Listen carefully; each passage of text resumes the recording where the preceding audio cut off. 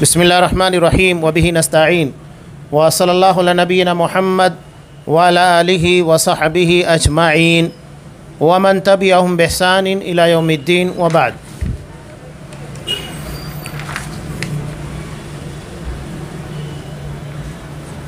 तमाम किस्म की तारीफ़ात अल्लाह रब्बुल आलमीन वहदहु ला शरीक के लिए को ज़ेबा है, जो सारी कायनात का तन्हा खालिक व मालिक है। और बेशुमार दरूद सलाम हो अल्लाह के आखिरी नबी जनाब करीम मुहम्मदुर रसूलुल्लाह सल्लल्लाहु अलैहि वसल्लम की दात मुक़द्दसा पर।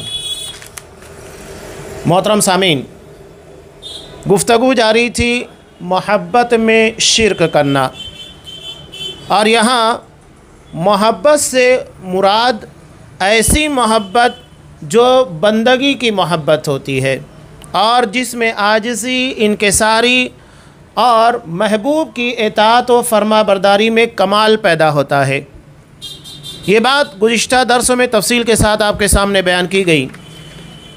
इस मौजू के तहत जो बातें चल रही थी वो अल्लामा इब्न क़य्यिम रहमतुल्लाह अलैह के इस कलाम के पास आकर रुक गई थी, जो उन्होंने अल्लाह की मोहब्बत की तरफ रागिब करने के लिए 10 इंतहाई अहम निकात पेश किए हैं। इन निकात के पर इंशाअल्लाह अमल किया गया तो लाज़मी तौर के पर अल्लाह तबारक व तआला की मोहब्बत की तरफ लोग रागिब होंगे। मैं आप लोगों के सामने उन 10 असबाब को बयान कर रहा हूँ जिससे अल्लाह तबारक व तआला की तरफ मोहब्बत की तरफ रग़बत मिलती है। इन्होंने सबसे पहले अल्लामा इब्न क़य्यिम रहमतुल्लाह अलैह जिस सबब को बयान कर रहे हैं वो पहला सबब है कि क़ुरान की तिलावत गौर व फ़िक्र के साथ करना और उसके मानी की मुराद को समझने की कोशिश करना, यानी तफसीर। 2 अहम बातें इस चीज़ के अंदर उन्होंने बयान की। क़ुरान मजीद की तिलावत गौर व फ़िक्र के साथ, ठीक है, जैसा कि हमारे यहाँ अपने लोग जो हैं अक्सरियत ऐसे लोगों की है जो अरबी तालीम को या अरबी ज़बान को नहीं समझते। उलमा जो हैं उनकी बात अलग है, लेकिन ये इंतहाई कम तादाद में है। अवाम की अक्सरियत ऐसी है जो अरबी ज़बान से वाक़फ़ियत नहीं रखती। अब ये कुरान मजीद की तिलावत के साथ गौर व फ़िक्र नहीं कर सकते, लेकिन जिन लोगों को इसकी तालीम है और अरबी ज़बान के पर वाक़फ़ियत रखते हैं तो उन लोगों की ज़िम्मेदारी बनती है कि कुरान मजीद की तिलावत गौर व फ़िक्र के साथ करें और उसके बाद उसके मानी की मुराद को समझने की कोशिश करें। ये उन लोगों के लिए अहमियत रखता है जो कुरान मजीद की ज़बान से वाक़फ़ियत नहीं रखते।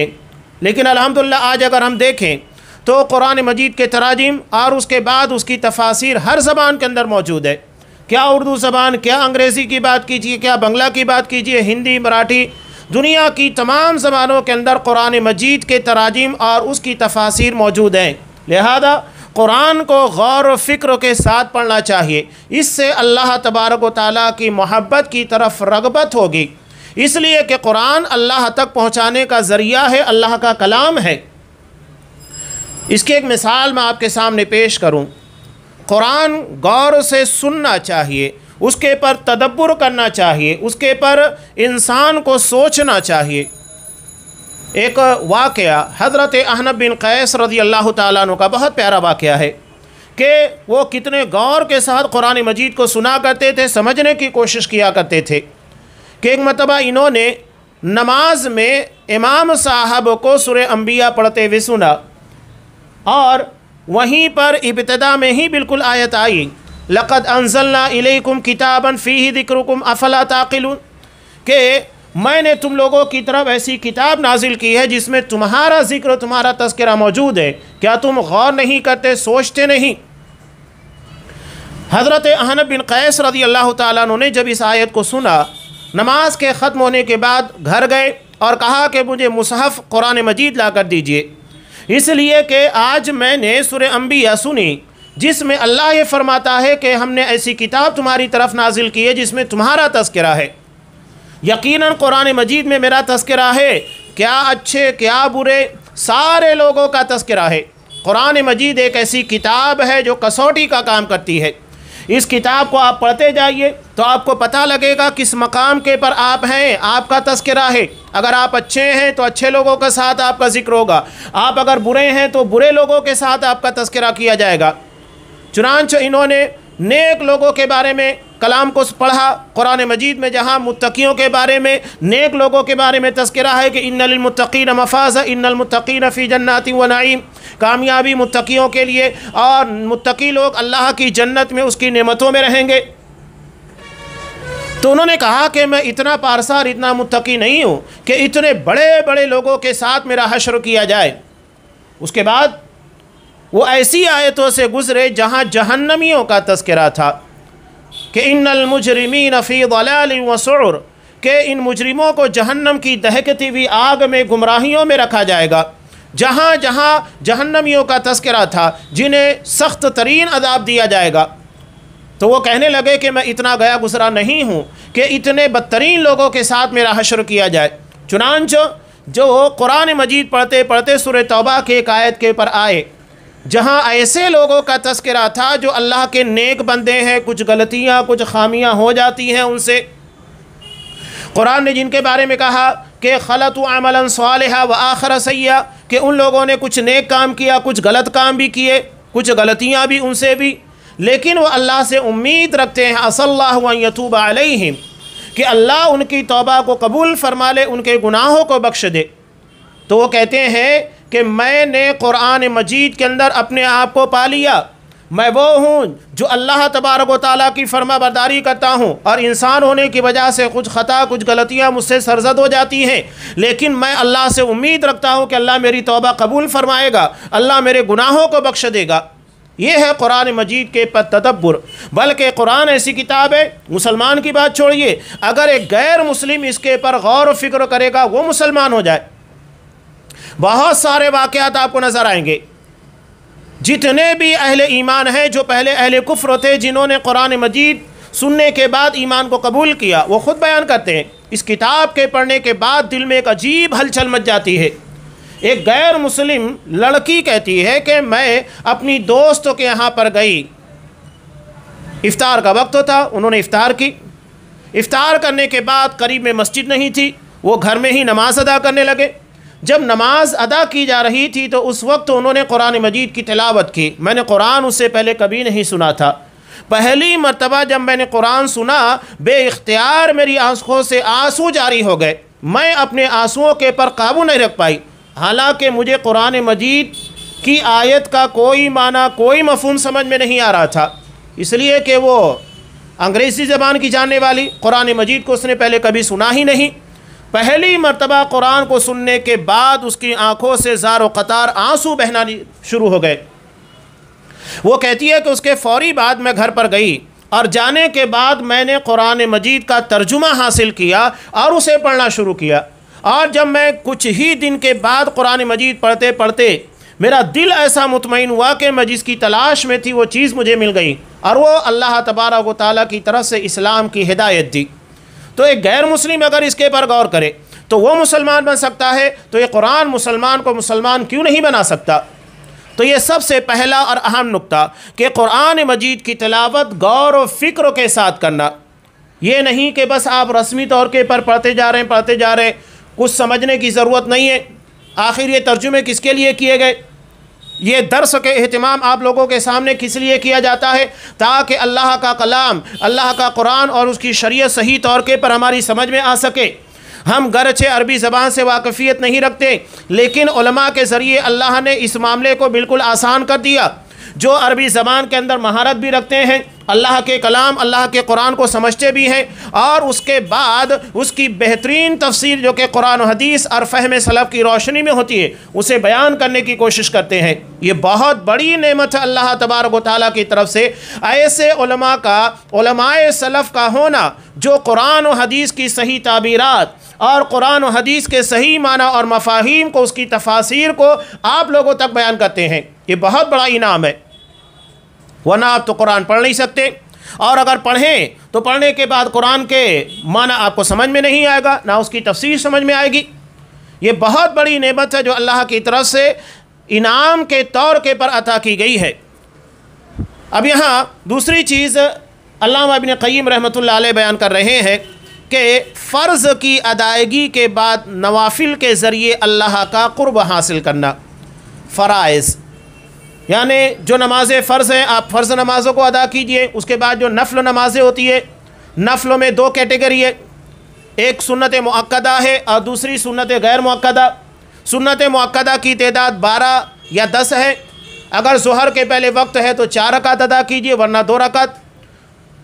उसके बाद आप 2 रकात अदा कीजिए। नमाज फ़ज्र से पहले 2 रकात है और मगरिब के बाद 2 रकात है, इशा के बाद 2 रकात है और उसके बाद वित्र है। ये सुन्नत मुअक्कदा है, इसकी ताकीद की गई। अलावाज़ी सुन्नत गैर मुअक्कदा, आप जब भी मस्जिद में दाखिल होइए तहियतुल मस्जिद अदा कीजिए, जब भी वज़ू बनाइए तहियतुल वज़ू अदा कीजिए 2 रकात। तो ये गैर मुअक्कदा है। मगरिब की नमाज के पहले 2 रकात वो गैर मुअक्कदा है। असर की नमाज के पहले 4 रकात अदा करना वो गैर मुअक्कदा है। जहाँ जितना मौका मिले अदा कीजिए। तो मुअक्कदा और गैर मुअक्कदा ये 2 कैटेगरी आप सल्लल्लाहु अलैहि वसल्लम ने बयान की है। इसी तरह रोज़ों में एक फ़र्ज़ होता है जो रमज़ानुल मुबारक के अंदर है, उसके अलावा बाकी सारे रोज़े नफ़ल हैं। जैसा कि हर महीने अय्याम 20 के 3 रोज़े रखना, आप सल्लल्लाहु अलैहि वसल्लम की सुन्नत के मुताबिक पीर और जुमेरात के दिन रोज़ा रखना, अलावाज़ी और भी बहुत सारी है। जैसा कि अय्याम ज़िलहज्जा के इब्तिदाई 9 दिनों का रोज़ा रखना, अरफा यानी 9 ज़िलहज्जा के रोज़ा, आशुरा का 2 रोज़ा।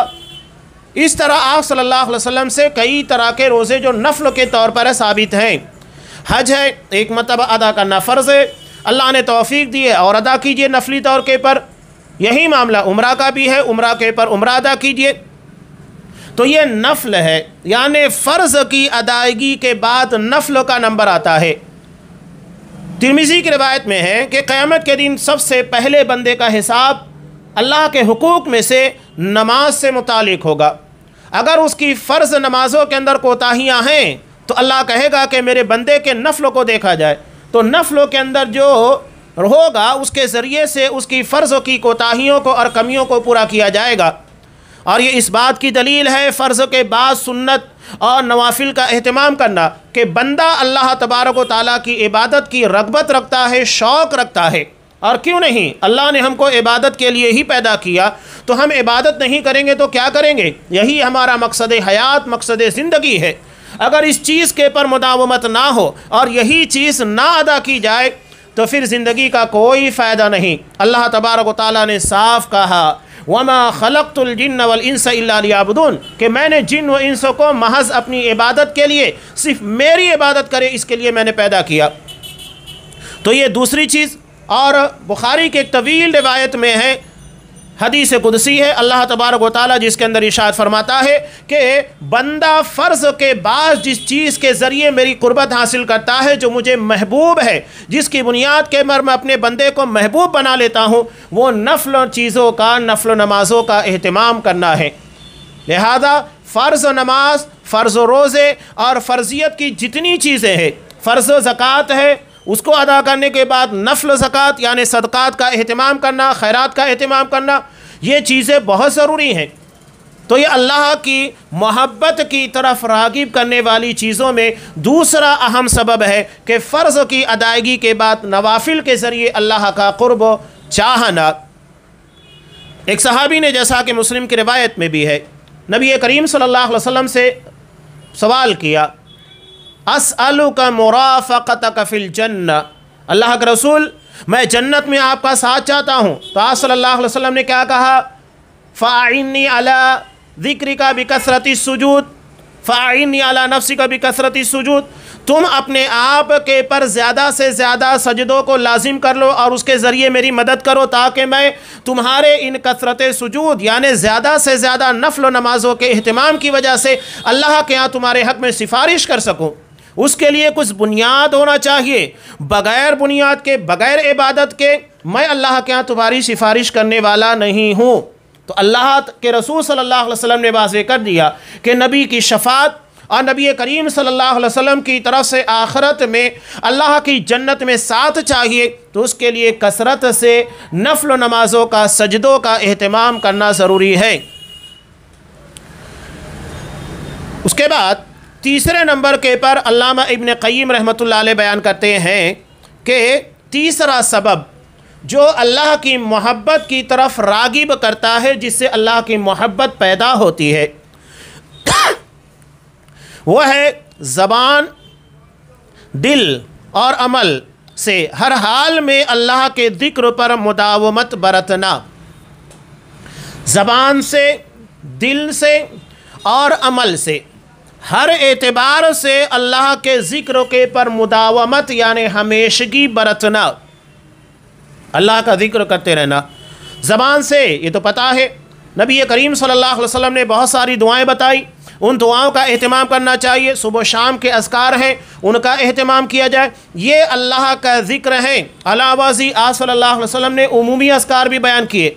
ख़ुद आप सल्लल्लाहु अलैहि वसल्लम के ताल्लुक़ से अबू दाऊद वगैरह की रिवायत में है, तिरमिज़ी में, कि आप एक ही मजलिस में जहाँ पर आप बैठे रहा करते थे, एक मरतबा 100 मरतबा अल्लाह से इस्तिग़फ़ार करते, और आप सल्लल्लाहु अलैहि वसल्लम अल्लाह से दुआ मांगते हुए, इस्तिग़फ़ार करते हुए कहा करते थे, रब्बिग़फ़िरली वतुब अलैया इन्नका अंतत तव्वाबुर रहीम, कि ऐ मेरे परदिगार मुझे बख्श दे, मेरी तौबा को कबूल फरमा, यकीनन तू बड़ा तौबा को कबूल करने वाला, बहुत रहम करने वाला है।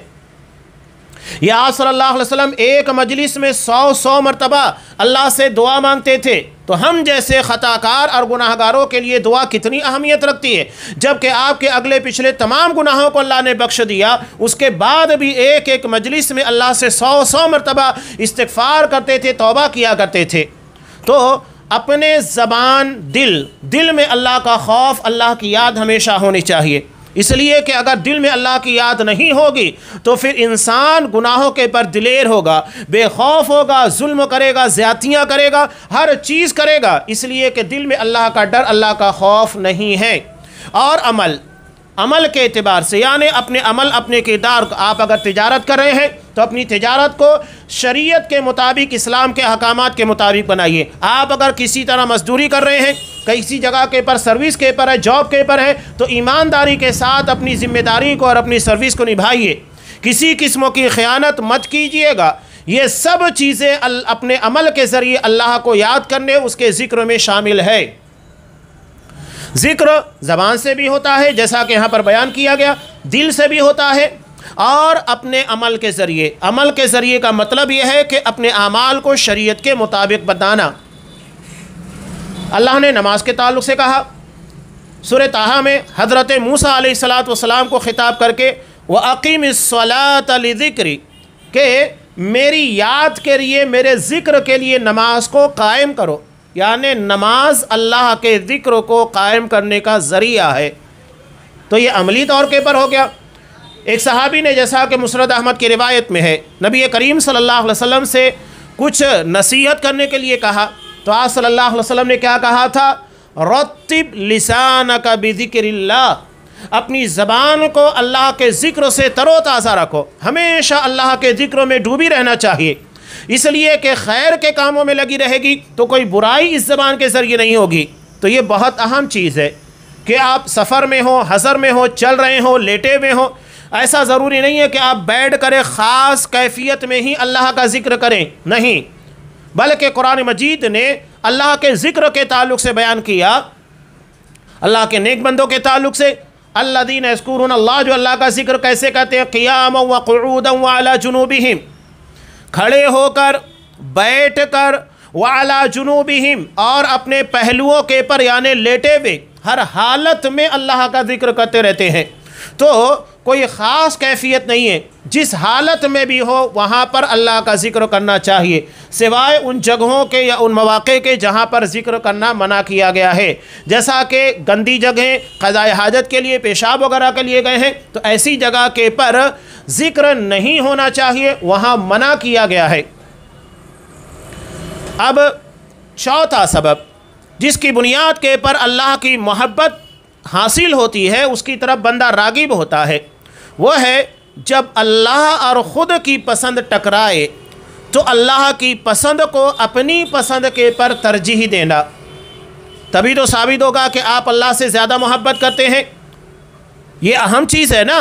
अगर हम अल्लाह की पसंद और हमारी पसंद जब टकरा जाती है तो इनको टकराने के बाद अपनी पसंद को तरजीह देंगे, इसका मतलब यह है कि नहीं, हम अल्लाह से मोहब्बत नहीं करते हैं। अल्लाह से जैसी मोहब्बत होनी चाहिए, जबकि कुरान मजीद ने इसके पहले भी आयत गुजर चुकी सूरह तौबा की कि अल्लाह और उसके रसूल की मोहब्बत को दुनिया की तमाम मोहब्बतों के पर तरजीह देना होगा। फितरी मोहब्बत ठीक है कि इंसान को अपने वतन से, अपने घर से, अपनी तिजारत से, दोस्त अहबाब से और रिश्तेदारों से मोहब्बत होती है, लेकिन ये मोहब्बत, फितरी मोहब्बत अल्लाह और उसके रसूल की मोहब्बत के पर गालिब नहीं आना चाहिए, बल्कि इसे मगलूब रखना चाहिए, अल्लाह की मोहब्बत को तरजीह देना चाहिए। ये अहम बात है। तो जब अल्लाह और ख़ुद की पसंद टकराए तो अल्लाह की पसंद को अपनी पसंद पर तरजीह देना, ये बहुत अहम चीज़ होती है कि अल्लाह की मोहब्बत को हासिल करने के लिए ऐसे आमाल करना जो हमारी अपनी पसंद और अपनी तरजीहात के ख़िलाफ़ होते हैं। मिसाल के तौर पर एक वाक़या जिसे इमाम बुखारी रहमतुल्लाह अलैह ने बयान किया, सहाबा की अज़मत के तौर के पर अल्लाह ने जिसको बयान किया था सूरह हश्र में कि वयुसिरून अला अनफुसिहिम वलौ कान बिहिम खसासा, वो अपनी ज़ात के पर दूसरों को तरजीह देते हैं हालांकि ख़ुद ज़्यादा ज़रूरतमंद होते हैं। इसी में एक वाक़या जिसे इमाम बुखारी रहमतुल्लाह अलैह ने बयान किया है कि एक सहाबी हज़रत अबू तलहा अंसारी रज़ी अल्लाह ताला, इन्होंने आप सल्लल्लाहु अलैहि वसल्लम के एक मेहमान को घर में लेकर गए। वहाँ जाने के बाद पता चला कि घर में इतना ही खाना है कि सिर्फ़ एक आदमी खा सकता है। तो उन्होंने कहा कि बच्चों को बहला फुसला कर सुला देना, और जब मेहमान खाने के लिए आए तो चराग में तेल डालने के बहाने उसे उठा कर लेकर चली जाना। उन्होंने ऐसा ही किया। मेहमान अंधेरे में ये समझा कि अबू तलहा मेरे साथ खाना खा रहे हैं, हालांकि वो खाना नहीं खा रहे थे। मेहमान ने भरपेट खाना खाया, आराम किया। बीवी बच्चे सब के सब भूखे रह गए।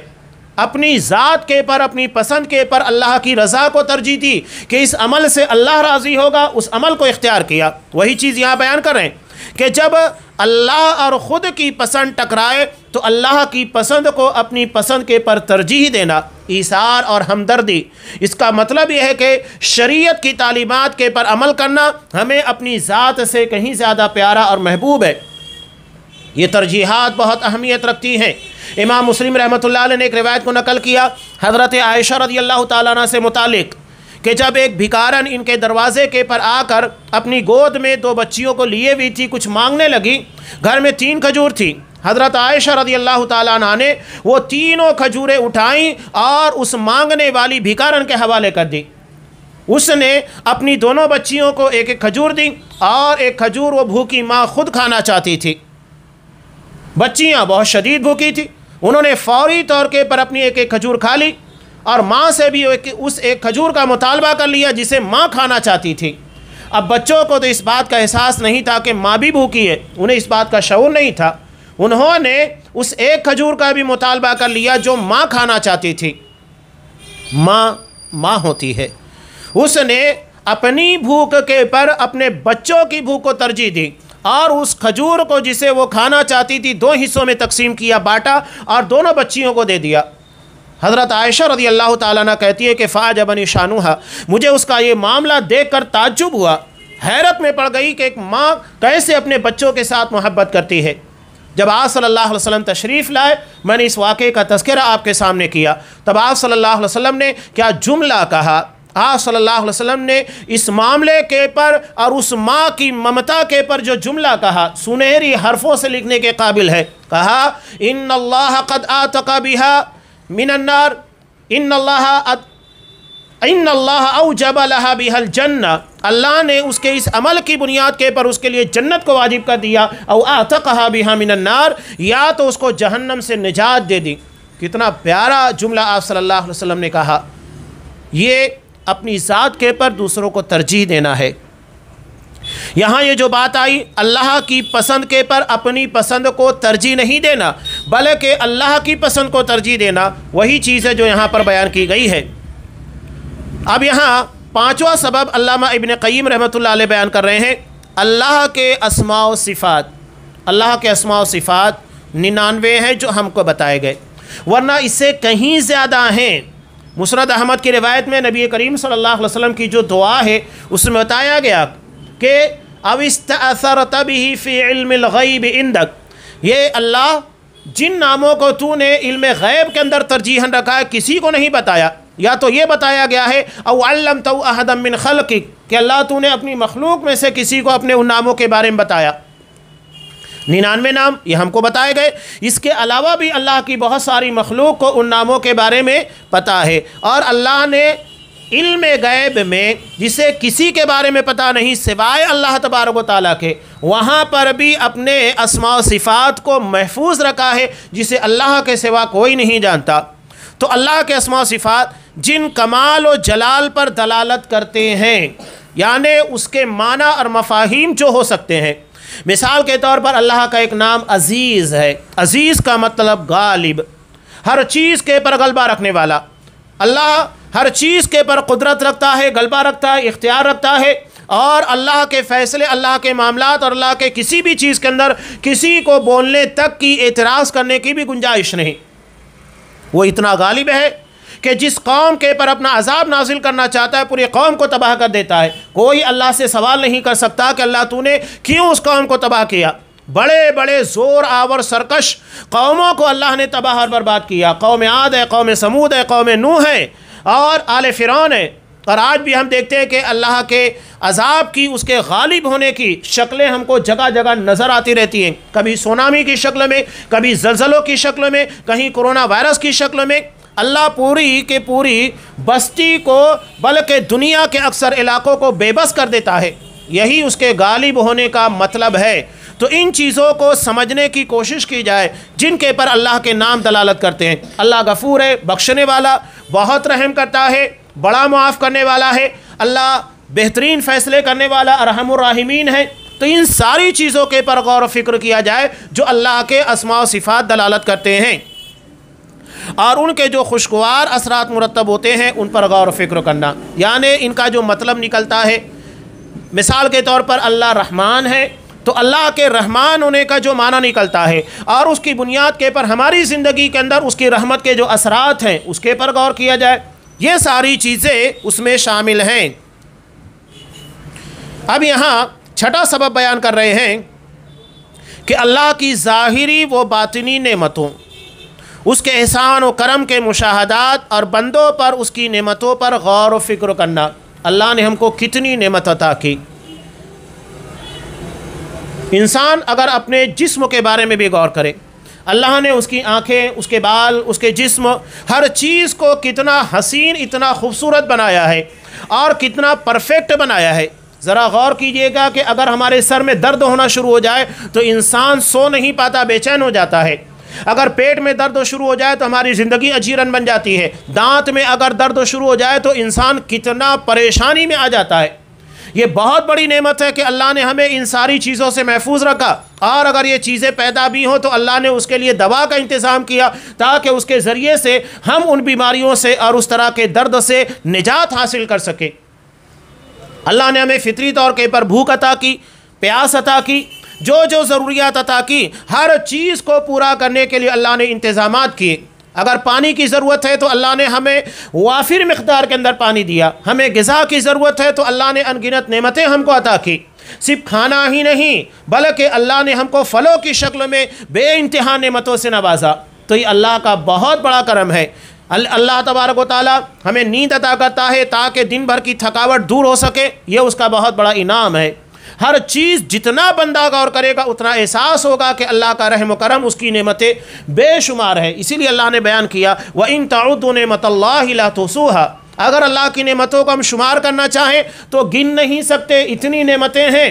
ख़ुद अल्लाह ने हमको अता की। हमें ऑक्सीजन की ज़रूरत थी, अल्लाह ने हर जगह ऑक्सीजन रखी ताकि हम किसी भी जगह जाने के बाद सांस लेने में तकलीफ़ महसूस ना कर सके। ये उसकी नेमतें हैं।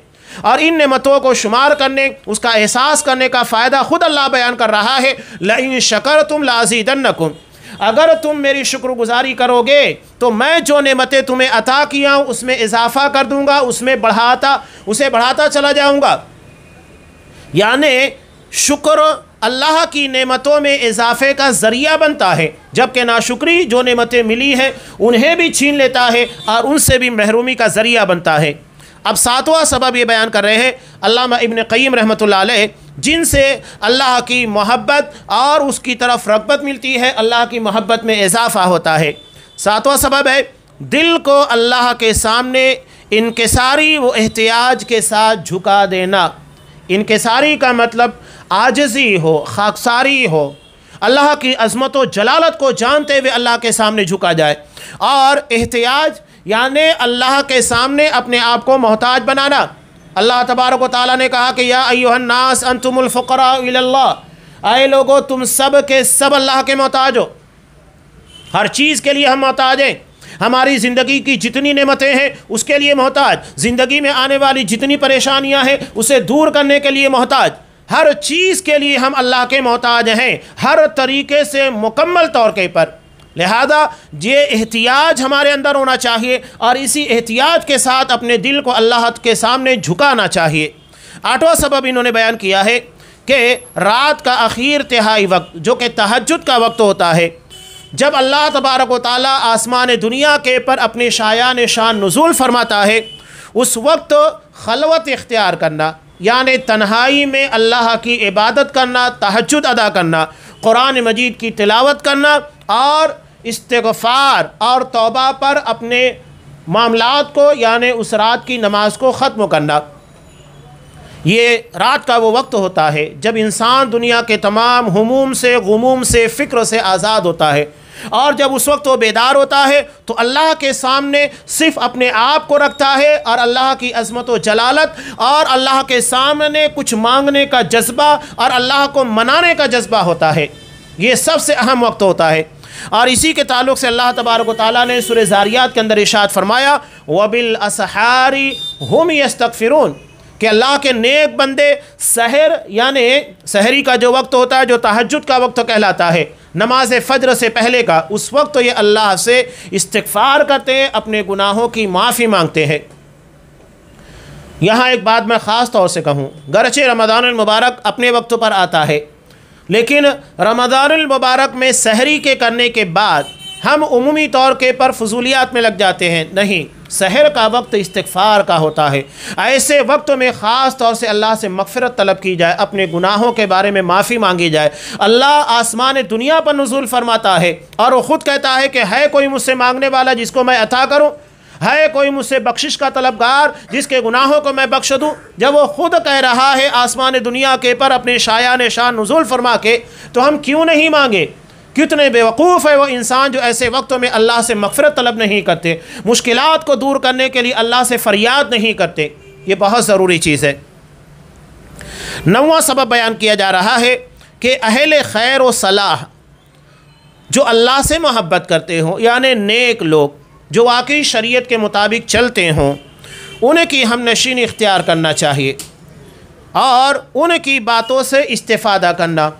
जो उनकी दीनी मजलिसें होती हैं उसमें इस्तिफ़ादे के लिए जाना, ये नेक लोगों के साथ, इसलिए कि जैसे लोगों की सोहबत में बंदा रहेगा वैसा ही बनेगा। नबी करीम सल्लल्लाहु अलैहि वसल्लम ने इरशाद फरमाया कि अलमरु अला दीन खलीली, बंदा अपने दोस्तों के दीन के पर होता है। फल यंदुर अहदुकुम इला मन युखालिल, बंदा इस बात के पर बहुत तवज्जो दे कि वो किसके साथ रहता है, किसके साथ उसके दोस्ताना ताल्लुकात हैं। अच्छे लोगों के साथ रहेगा अच्छा बनेगा, बुरे लोगों के साथ रहेगा बुरा बनेगा। लिहाजा अपनी संगत और अपने दोस्ताने को अच्छा बनाना चाहिए।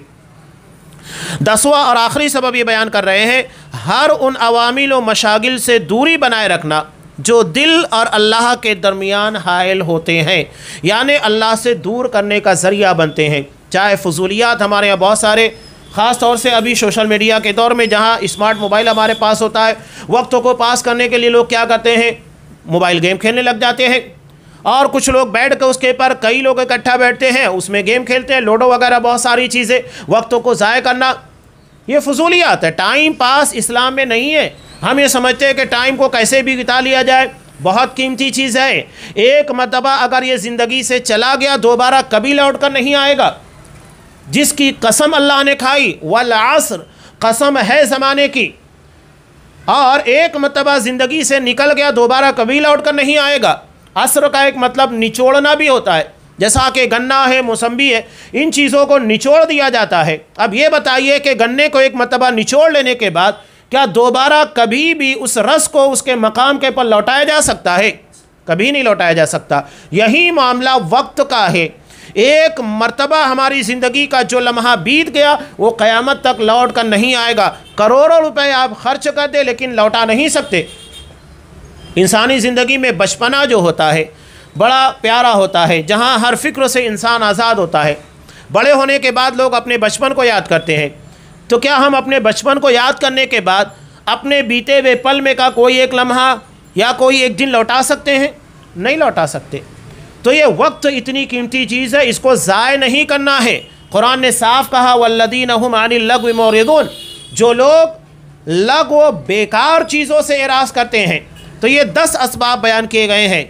सबसे पहली चीज़ कुरान को गौर फ़िक्र के साथ पढ़ना, दूसरी चीज़ फ़र्ज़ की अदायगी के साथ नवाफिल का अहतमाम करना, तीसरी चीज़ ज़बान, दिल और अमल के ज़रिए अल्लाह का ज़िक्र करते रहना, चौथी चीज़ अल्लाह की पसंद को अपनी पसंद के पर तरजीह देना, पांचवी चीज़ अल्लाह के अस्मा व सिफ़ात के पर गौर फ़िक्र करना, उसके माना को समझने की कोशिश करना, छठी चीज़ अल्लाह ने जो नेमतें हमको अता की है उसके पर गौर फ़िक्र करना, सातवीं चीज़ दिल को अल्लाह के सामने आजिज़ी और इनकिसारी एहतियात के साथ झुकाना, और आठवीं चीज़ तहज्जुद का एहतमाम करना, उस वक्त तो कुरान की तिलावत करना, इस्तिग़फ़ार करना, नौवीं चीज़ नेक लोगों के साथ रहना, और 10वीं चीज़ हर उस मामले से अपने आप को दूर रखना जो कि अल्लाह और हमारे दरमियान दूरी का सबब बनते हैं। ये 10 इंतहाई अहम असबाब थे जिनसे अल्लाह की मोहब्बत हासिल होती है। अब यहाँ इस चीज़ के आखिर में साहिब किताब इस मौजू के आखिर में बयान कर रहे हैं कि अल्लाह की मोहब्बत की मुताबियत और लवाज़मात में से उसके रसूल की मोहब्बत भी है, यानी अल्लाह के साथ रसूलुल्लाह सल्लल्लाहु अलैहि वसल्लम से भी मोहब्बत होनी चाहिए। आप सल्लल्लाहु अलैहि वसल्लम ने साफ कहा, जैसा कि बुखारी की रिवायत में है, ला युमिनु अहदुकुम हत्ता अकूना अहब्ब इलैहि मिन वालिदिही व वलदिही वन्नासी अजमाइन, कि तुम में का कोई शख्स उस वक्त तक मोमिन नहीं हो सकता जब तक कि मैं उसके नज़दीक, उसके बाप, उसकी औलाद, दुनिया के तमाम लोगों से महबूब ना बन जाऊँ। यह है आप सल्लल्लाहु अलैहि वसल्लम की मोहब्बत। आपकी मोहब्बत के बगैर किसी का भी ईमान मुकम्मल नहीं होगा।